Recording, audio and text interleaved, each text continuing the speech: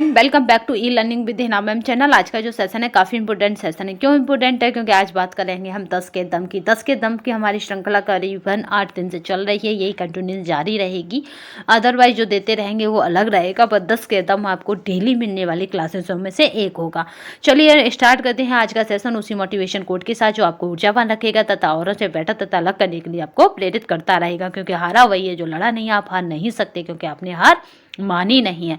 तो हंस मुस्कुरा रोना कम कर दे, जिंदा है तू जिंदगी की नाक में दम कर दे। क्योंकि आपको तो क्या करना है, बस मंजिल को क्या है कि अपने हौसलों से बहुत छोटा कर देना है। यानी इस बार आपको अपनी सीट पक्की कर लेनी है।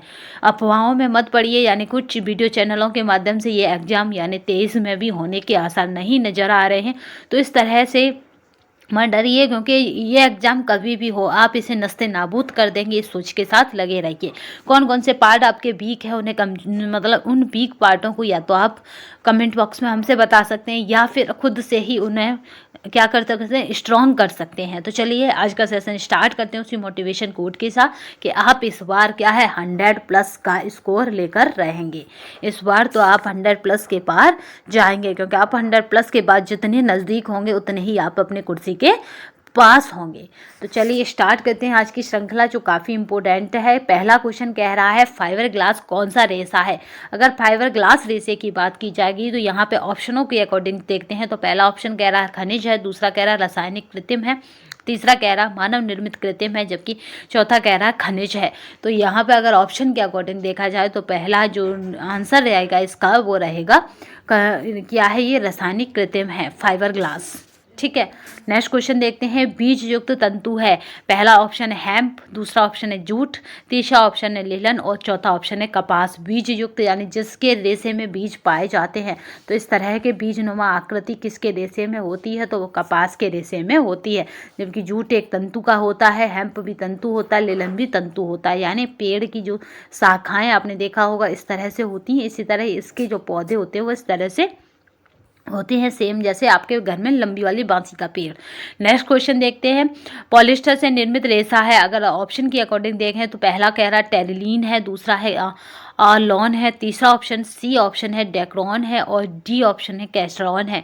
तो यहाँ पे पॉलिस्टर से निर्मित अगर रेशे की बात की जाएगी तो यहाँ पे जो राइट आंसर रहेगा उसे हम देख लेते हैं कि क्या रहेगा। क्योंकि राइट आंसर की अगर यहाँ पे बात की जाए कि कौन सा रहेगा, यहाँ पे अगर राइट आंसर की बात की जाए तो डेक्रॉन से क्या है, आपके पॉलिस्टर से निर्मित रेशा है डेक्रॉन। नेक्स्ट क्वेश्चन चलते हैं। ऊनी वस्त्र का निर्माण सबसे पहले कहाँ आरंभ हुआ था। तो अगर ऊनी वस्त्र की बात की जाए तो सबसे पहले इसके अगर निर्माण की बात की जाती है तो यहाँ पे ऑप्शन ए है जापान में, बी है चीन में, सी है इंग्लैंड में और डी है भारत में। तो ऊनी वस्त्र का निर्माण सर्वप्रथम कहाँ हुआ था, तो चीन में हुआ था। यह वस्त्र के निर्माण की बात है, याद रखिएगा। ऊन और रेशम का रेशा कहाँ खोजा गया था, तो चीन में खोजा गया था। याद रखिएगा, चाय की कॉफ़ी में या चाय में वो रेशा गिरने से शहतूत के पेड़ पे के नीचे बैठी थी महारानी, उनके रेशा गिरने से इस तरह से कुछ इसका इतिहास बताया जाता है। चलिए नेक्स्ट चलते हैं। रॉल है रंजक, रंग, वर्णक और तंतु। तो रॉल क्या है, तो आपका रॉल की अगर बात की जाए, ये आया हुआ रिपीटेड क्वेश्चन है तो याद रखिएगा फिर आने की संभावना है, क्योंकि इसमें से एक बनता है चाहे रंजक से बने चाहे वर्णक से। तो ये रॉल क्या है, आपका वर्णक है। नेक्स्ट चलते हैं। प्राकृतिक रंजक है, प्राकृतिक अगर रंजक की बात की जाएगी तो यहाँ पे वनस्पतिक संबंधी, जीव संबंधी, धातु संबंधी, तो ये सभी प्राकृतिक होते हैं, चाहे वो वनस्पतिक हो, जीव हो, चाहे धातु हो। आपने प्राकृतिक रेशे में देखे होंगे।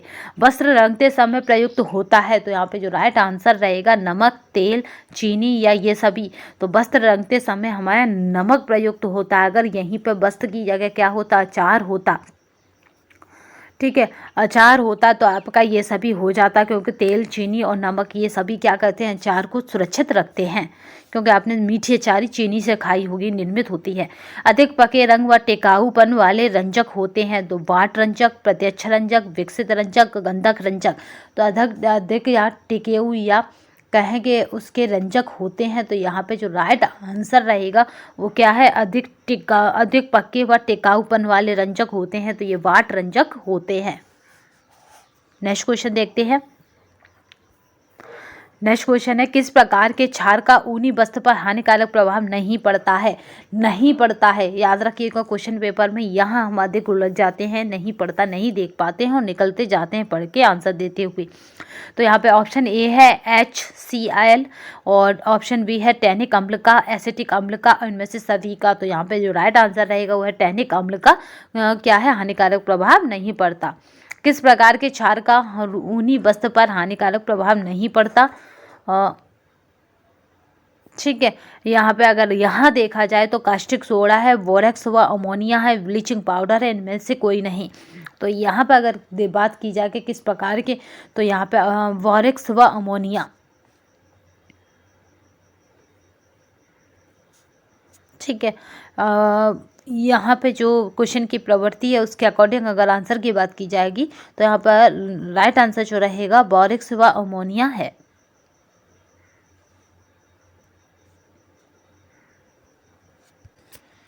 आज के सेशन में बस इतना ही। नेक्स्ट सेशन में फिर मिलेंगे, तब तक के लिए धन्यवाद। वंदे मातरम, जय हिंद।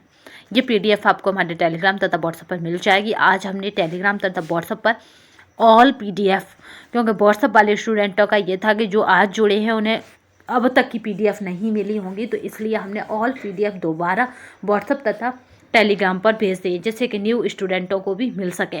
कुछ PDF हो सकता है कि हमने डिलीट मार दी हो भेजने के बाद, तो हो सकता है ना भेजी हो, बट ऑल PDF हमने भेज दिए। अगर आप ज़्यादा से ज़्यादा PDF लेना चाहते हैं तो हमारे टेलीग्राम चैनल पर ज्वाइन हो जाइए, क्योंकि जब से वीडियो चैनल बनाया गया है तब से वहाँ पे PDF अपलोड करी गई हैं, तो तब से अब तक की यानी 2 साल की आपको PDF वहाँ पे प्रोवाइड हो जाएगी।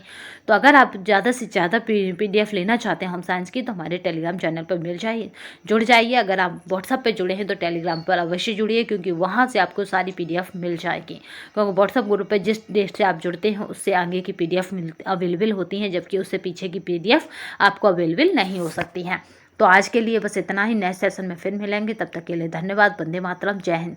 जिन PDFों में आंसर नहीं है उनमें कृपा करके आप क्या करें कि उन जो टाइटल के नाम से वीडियोस निकाल कर आप उसे देख सकते हैं। अगर आपको ना मिले तो आप कमेंट बॉक्स में बताइएगा। आपको क्या करेंगे, तुरंत वो वाली वीडियो दे दी जाएगी जिसमें PDF के आंसर नहीं है, क्योंकि सारी PDFों के आंसर कभी कभी ऐसा होता है वीडियो बनाने के बाद इतना टाइम नहीं होता कि उसके आंसर भी उसमें फिल करे जाएँ, तो ऐसे ही मतलब विदाउट आंसर PDF अपलोड करती जाती हैं।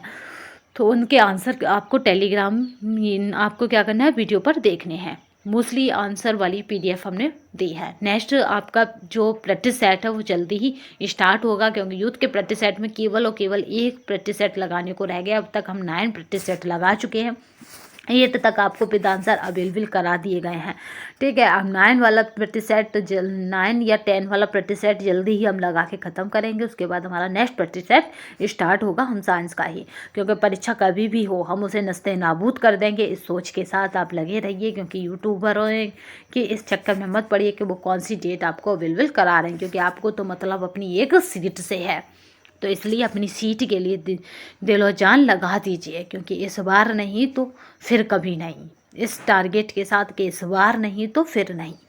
तो आज के लिए बस इतना ही। नेक्स्ट सेशन में फिर मिलेंगे, तब तक के लिए धन्यवाद। वंदे मातरम, जय हिंद।